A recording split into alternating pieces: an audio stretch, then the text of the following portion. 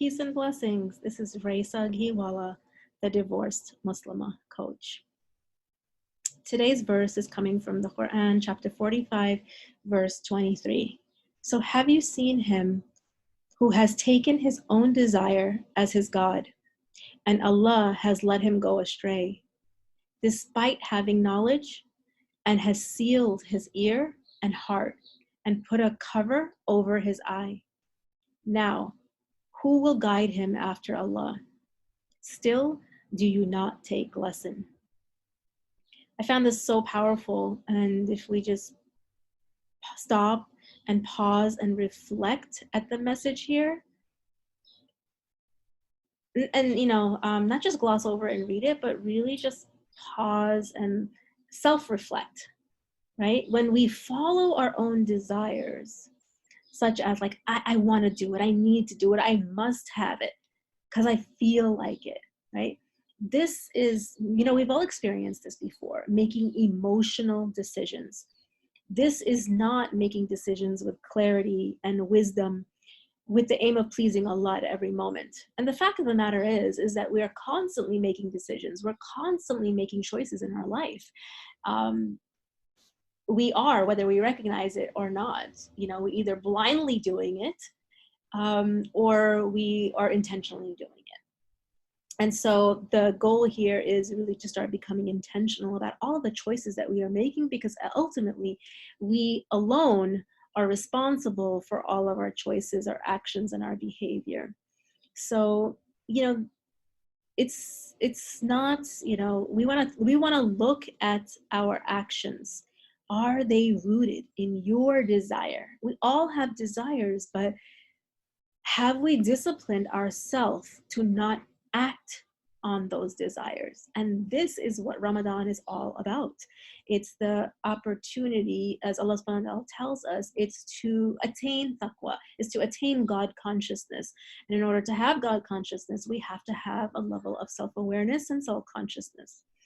So giving into our desires leads to sin and darkens the heart. And when we're looking at fasting, how does that help? I mean, food and water is something that's totally permissible and that we can have it, right? But training ourselves to abstain from food and water and the permissible helps us to really control. And I've noticed it myself in these past couple of days where it's been really hot outside, and I've gone outside, sitting outside, even to just make these videos, or gone on a bike ride with my daughter, and I've just been so thirsty. And you have to like consciously hold yourself, control yourself, manage yourself, really hone in on how much self-control do we have, right? Not allowing our wants or not our needs, our wants or desires, or in the moment, and just reacting. And it's amazing how much self-control and willpower and discipline a human being can have. And this verse is telling us the source, to check into your heart. What are you pumping in through your ears and your eyes? Because those are the port through to the heart, right? It doesn't matter how much knowledge you go after or education you seek, right? How much information, if you will, that you pump into your brain, right? It's irrelevant until the heart is meshed with the mind that contains that knowledge. So there's a direct connection here between the heart, the eyes, the ears, our sight, our listening, and the mind in terms of how we're thinking. And otherwise, you're just a computer, right? Information in, information out. Our brain, we do know, is the computer without the humanizing or spiritual component, because we are souls. And we don't want to be walking around aimlessly, blindly, deaf and blind, right? And here also we're recognizing that the only place guidance comes from is the one who created us. So what lessons can we derive from this? And I think here Allah subhanahu wa ta'ala is asking, do you still don't see this is how it works? So to self-reflect on that, right? Do you know your own desires? Are they destroying you? Are they helping you? Are they harming you? Right? You know that age-old commercial, "Obey Your Thirst." I think it was from 7-Eleven back in the early 80s. So looking into, are you a master of yourself? Or do all of your desires rule you, right? Like, for example, you know, this iPhone that we all have, which is a computer, and it's integral to our life, but does it control us, or do we control how we are utilizing this device, right? And so we want to get to the root problem. We don't want to just be looking at the symptoms on the surface level, which are our actions and our behavior. We just don't want to change the actions and the behavior. We want to change the root of what is the source of causing those actions or behavior, which comes from our heart.